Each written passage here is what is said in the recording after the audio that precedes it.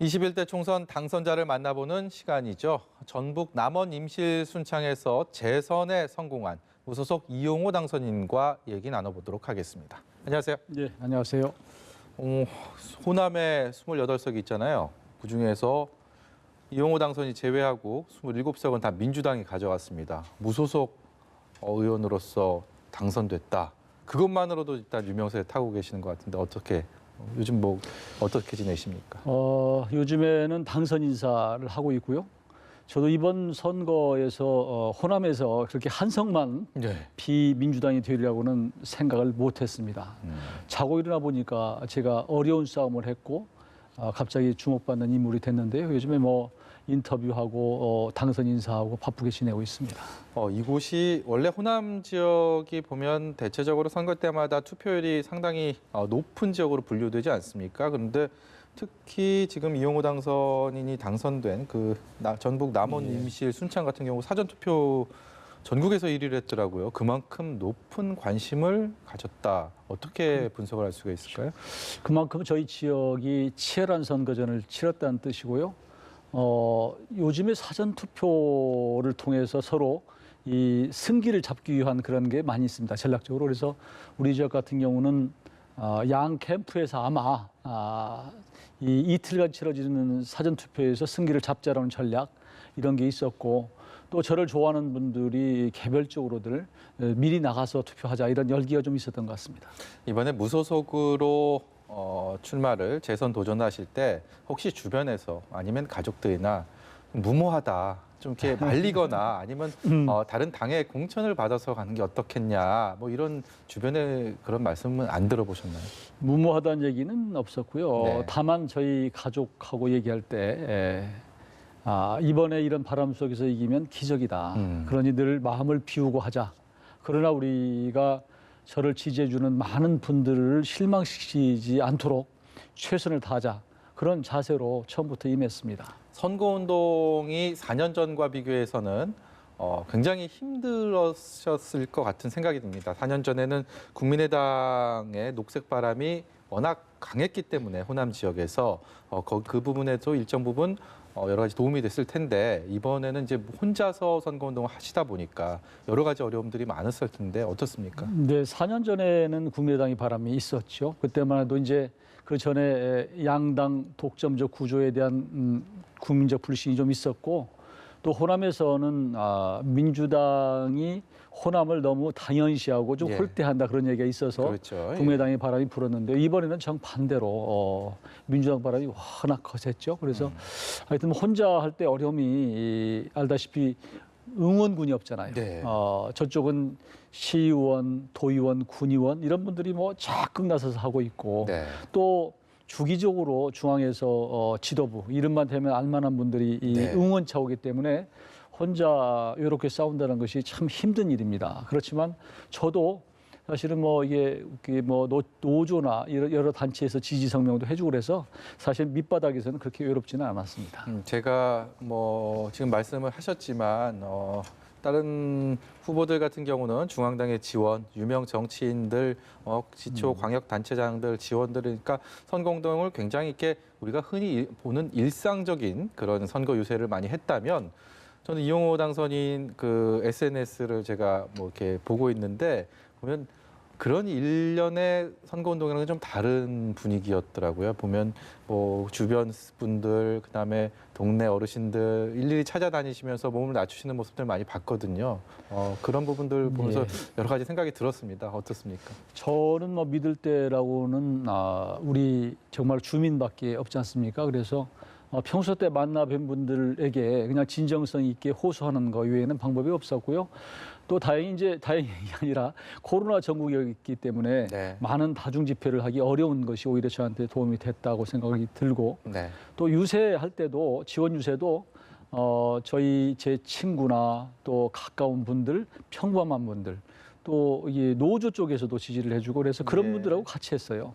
저희가 화면에 저게 이용호 당선인의 SNS를 저희가 좀 봤는데 저런 좀 소탈한 모습들이 좀 여러 가지 주민들에게도 좀 감동을 주지 않았나 이런 생각이 들었습니다. 네. 제가 평소 때 그냥 저는 일반적으로 이제 선거하다 보면 사회 단체장들 또 소위 유지급들하고 많이 하거든요. 네. 저는 그분들보다는 오히려 바닥 민심이 훨씬 중요하다고 생각해서 네. 4년 동안 그분들과 함께 했던 것들이 조금 그래도 진정성을 인정받은 계기가 된 것이 아닌가 싶습니다. 시간이 조금은 지났지만요. 4월 15일 당일로 돌아가 보겠습니다. 그때 당시 기억을 더듬어 보시면 당선이 확정됐다라는 소식을 방송을 통해서 보셨을 때 어떤 생각이 가장 먼저 들으셨고 그리고 가장 먼저 떠오른 인물이 누구였을까라는 궁금증이 들었습니다. 저는 처음에 제가 개표에서 좀 졌거든요. 네. 그러니까 많은 분들이 걱정을 하고 저도 한편으로 출구조사에서는 조금 이겼는데 야 이거 지는 거 아닌가 이런 생각을 했는데 나중에 이제 그 당선이 확정될 때 역시 이 제일 먼저 떠오른 것은 사실은 저희 가족입니다. 네. 가족들이 이 어려운 상황에서 계속 같이 해준 것들, 믿어준 것들이 고맙고 또 한편으로는 그 선거하면서 정말로 이 자영업자나 농민들 중에서 눈물을 글썽이면서 이번에는 꼭 당신이 돼야 된다고 해주던 분들이 몇 분 계세요. 또 심지어 이렇게 자기 아들한테 받은 용돈을 저한테 후원금으로 보내주신 분도 있고 예. 그런 분들 한 분 한 분이 생각이 났어요. 그래서 처음에는 이제 그 기쁨 속에서 몰랐는데 나중에 좀 깨어나고 보니까 지금은 저를 지지해 줬던 분들을 실망시키지 않아야 되겠구나라고 네. 하는 그런 좀 무거운 책임과 같은 것을 느낍니다. 이번에는 이번 총선 여느 선거와 달리 정말 거대 양당 구도가 워낙 공고했기 때문에 무소속 당선인이라는 경우를 찾아보기가 굉장히 쉽지 않고 이번 5명의 무소속 당선인이 나왔는데 이용호 당선인을 제외한 4명은 예. 다 미래통합당 계열의 당선인들입니다. 홍준표, 윤상현, 권성동, 김태호 이름값 자체가 굉장히 정치권에 오래 이름값을 하는 중진들인데 이용호 당선인 범여권에 유일하게 혼자 계십니다. 중진 같은 재선이다 이런 얘기들 하는데요. 본인은 어떻게 느끼십니까? 저도 이제 여권 쪽에서는 유일한 무소속이어서 또 호남에서는 유일한 무소속이어서 전국적으로 저에 대한 행보를 좀 볼 것 같아요. 네. 그러니까 그만큼 조금 무겁게 해야 되겠구나. 또 그동안 정치를 하면서 조금 여러 가지 이제 처신이라 이런 것들을 가볍게 한 분들에 대한 심판도 좀 있었거든요. 그래서 네. 좀 더 무겁게 하고 또 천천히 해야 되겠구나 이런 그런 여러 가지 이 스스로에 대한 다짐을 지금 하고 있습니다.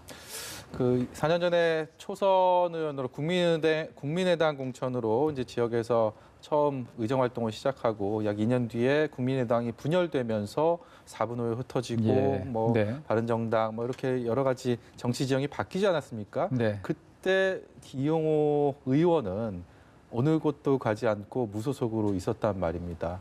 그때 당시에 글쎄요 정치 생명 이런 거 생각 안 할 수가 없었을 것 같은데 어땠습니까? 왜 그런 선택하신 겁니까? 그때 제가 무소속으로 남으면서 많은 분들이 저한테 문자로 이제 당신 생명 끝났다. 정치는 혼자 하는 것이 아니다. 이렇게 얘기한 분도 계세요. 그리고 실제로 그 당시에 민평당이나 여러 정당에서 저에게 와서 중요한 당직을 맡아서 좀 해달라는 얘기가 있었는데 저는 기본적으로는 당이 자꾸 어렵다고 해서 내 탓을 하고 스스로 무너지는 것이 좋지 않게 보이더라고요. 네. 그분들이 너무 똑똑하기 때문에 자꾸 본인 탓하기보다는 남의 탓을 하고 또 조금만 어려우면 분열하고 이런 것들이 좀 저한테는 마땅치 않아서 사실은 혼자 있었고 또 한편으로는 우리 지역구 주민들이 저에게 민주당으로 갔으면 좋겠다 이런 요구가 많이 있었어요. 예. 그래서 1년 전에 한번 그 복당 신청을 한 바가 있고요. 그런 상황이기 때문에 좀 이당 저당 기웃거리지 않는 그런 모습을 보이고 혼자 또 사안마다 목소리를 냈던 것들 이런 것들이 저한테는 좀 좋게 평가가 된 것이 아닌가 싶습니다. 네, 이번 총선을 되짚어 보면 민주당 후보들은 물론이고요, 민생당 후보들조차도 호남 지역에서 이른바 문재인 대통령, 문재인 마케팅을 했단 말이죠. 그런데 이제 선거운동 과정에서 이용호 당선인께서 그런 말씀을 예. 하셨습니다.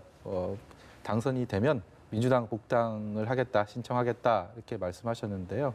어떤 연유에서 그런 약속을 하신 건가요? 1년 전에 조금 전에 말씀드렸지만 민주당에 실제로 복당 신청을 했고 네, 그때는 예. 그리고 저하고 같이 이제 입당 시전에 했었던 다른 의원은 이미 들어갔단 말이에요. 네. 그렇기 때문에 누가 봐도 우리 주민들이 볼 때는 저 사람은 민주당에 갈 사람이고 또 우리 지역의 민주당의 지지도가 압도적으로 높기 때문에 저는 그렇게 이제 하려고 생각을 했고요. 이번에 그래서 이제 선거 과정에서 제가 민주당에 입당을 하겠다라고 지금 얘기를 해놓은 상태고 그것이 곧 집권당이라고 하는 틀 속에 들어있어야지 지역 발전도 되는 거 아니냐라고 하는 우리 주민들의 요구가 많습니다. 민주당 쪽에 그 이후에 예. 뭐 메시지나 시그널이나 이런 게 아니면 교감이나 이런 게 있었습니까 혹시? 총선 이후에 말씀이십니까? 총선 이후에 뭐 축하받기도 했고요. 네. 또 그런저런 뭐 얘기는 있지만 그러나 이 자리에서 말씀드리기에는 너무 빠르고 또 그것조차도 또 가볍게 보이기 때문에 네.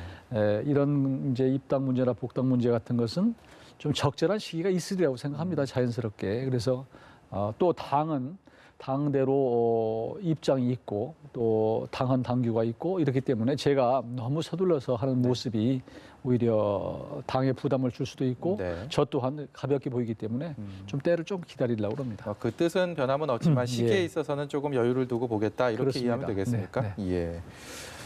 언론인 출신이시잖아요. 언론인 뭐 기자를 하셨고요. 그리고 제가 찾아보니까 기업의 경영도 하셨더라고요. 예, 건설회사에서. 예, 그리고 임명직 공무원도 지내셨고 이번에 선출직 공무원을 2번째 하시게 되셨습니다. 여러 가지 경험들을 쌓으셨는데 이런 경험들 본인의 정치 의정 활동하는데 어떤 큰 도움이 됩니까? 어떻습니까? 그러면요. 사실 처음에는 이제 언론인으로서 한 15년 있다가 그다음에 이제 소위 어쩌다 공무원 5공을 한 6년 정도 했거든요. 네. 그때까지는 대부분 갑으로 살았습니다. 그리고 나서 낙선을 하고 그다음에 이제 조그마한 기업에 가서 CEO를 하기도 하고 그랬는데요.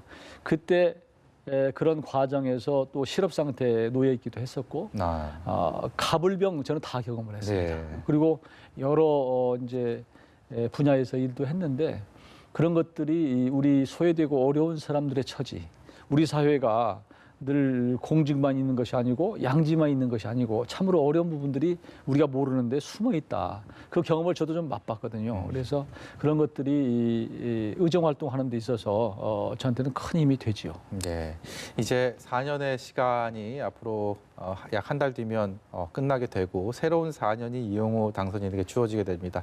재선 앞에 시작해 있는 이 문턱에서 어떤 다짐 하고 계십니까? 저는 지난 4년 동안 국회가 제 기능을 좀 못했다라고 생각이 들어요. 처음에 시작할 때 협치의 정치가 틀림없이 잘 될 거라고 기대를 했는데 네. 그 과정에 보면 지난 1년만 되돌아 보면 소위 이 패스트 트랙 때문에 1년 정도를 허송세월 했거든요. 그러다 보니까 국회가 너무 이제 많은 그 비판을 받고 그랬는데 저는 앞으로 좀 일할 수 있는 그런 환경을 만들고 또 개인적으로는 국회의원이 헌법기관으로서의 할 말을 하고 언제든지 사안에 목소리를 내는 그리고 좀 할 일도 하는 그런 의원으로서 남고 싶습니다. 20대 국회 이렇게 돌아보면 개인적으로 좀 아쉬운 부분 점들이 좀 있었을까요? 어떤 게 있었을까요? 그러니까 이게 이제 지금 본의 아니게 한 2년 가까이를 무소속으로 남아 있어서 조금 더 힘을 쓸 수 있었는데 못했던 것은 아쉬움으로 남고 네. 또 20대 전체 평가로 보면 20대가 그 생산적인 정치를 하기보다는 합의의 정치를 하기보다는 너무 발목 잡고 또 상대를 적대시하는 그런 정치 문화 이런 것들이 제가 보기에는 굉장히 안 좋은 기억으로 남아 있습니다.